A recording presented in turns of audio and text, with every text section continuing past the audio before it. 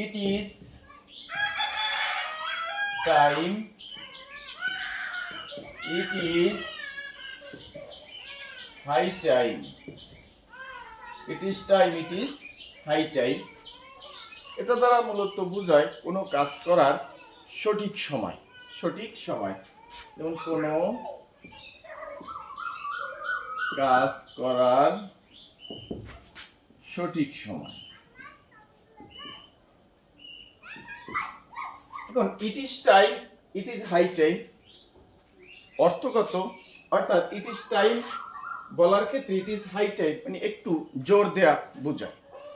এখন দুটি ইট is time এবং ইট ইজ হাই টাইম দুইটি ব্যবহার করার নিয়ম এক। প্রশ্ন হচ্ছে আমরা কোনটা বসাবো, বক্সে যেটা থাকবে সেটাই বসাবো। এখন নিয়মটা হলো এরকম, dash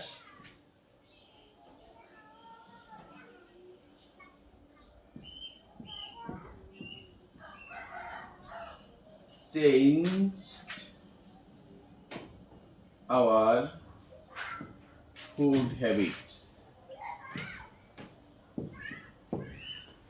Dash we changed our food habits. এখন আমরা এই বাক্যটায় কি বসবে আমরা সেটা দেখব। এখানে বসবে ইট ইজ টাইম অথবা ইট ইজ হাই টাইম।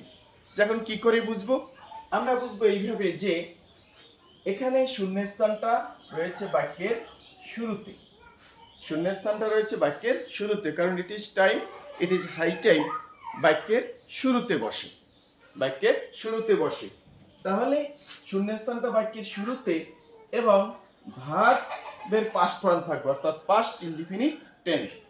সাবজেক্ট পরে ভার্বের পাস্ট ফর্ম, সাবজেক্টের পরে ভার্বের পাস্ট ফর্ম, অর্থাৎ বাক্যটি থাকবে past indefinite tense.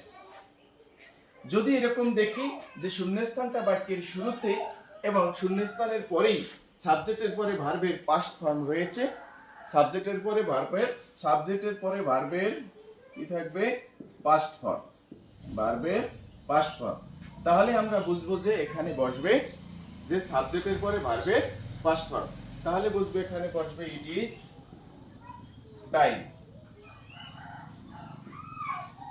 It is time অথবা ইট ইজ হাই টাইম, যেটা বক্সে থাকবে সেটাই বসবে।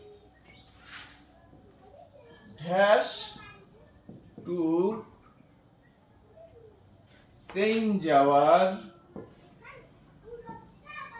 Food habits. এখানে আমরা দেখতে পাই যে শূন্যস্থানটা বাক্যের শুরুতে রয়েছে, যে dash to change our food habits. তাহলে এখানে যে শূন্যস্থানটা রয়েছে কি বাক্যের শুরুতে, শূন্যস্থানটা রয়েছে সেন্টেন্সের শুরুতে এবং সেন্টেন্সের শূন্যস্থানের পরেই রয়েছে ইনফিনিটিভ, শূন্যস্থানের পরেই থাকবে ইনফিনিটিভ। ইনফিনিটিভ কি, টু প্লাস ভার্বের প্রেজেন্ট ফর্ম, টু প্লাস ভার্বের প্রেজেন্ট ফর্ম। যেমন এখানে টু আছে, টু এর পরে চেঞ্জ ভার্বের প্রেজেন্ট ফর্ম, টু এর পরে ভার্বের প্রেজেন্ট ফর্ম অর্থাৎ ইনফিনিটিভ। যদি শূন্যস্থান থাকবে বাক্যের শুরুতে, শূন্যস্থানের পরে ইনফিনিটিভ অর্থাৎ টু প্লাস ভার্বের প্রেজেন্ট ফর্ম থাকে, তাহলে আমরা বুঝবো এখানে বসবে ইট ইজ টাইম অথবা ইট ইজ হাই টাইম। তাহলে বুঝবো কি এখানে বসবে ইট ইজ টাইম অথবা ইট ইজ হাই টাইম। তাহলে আমরা ইট ইজ টাইম বা ইট ইজ হাই টাইমের দুইটা নিয়ম দেখতে পাই।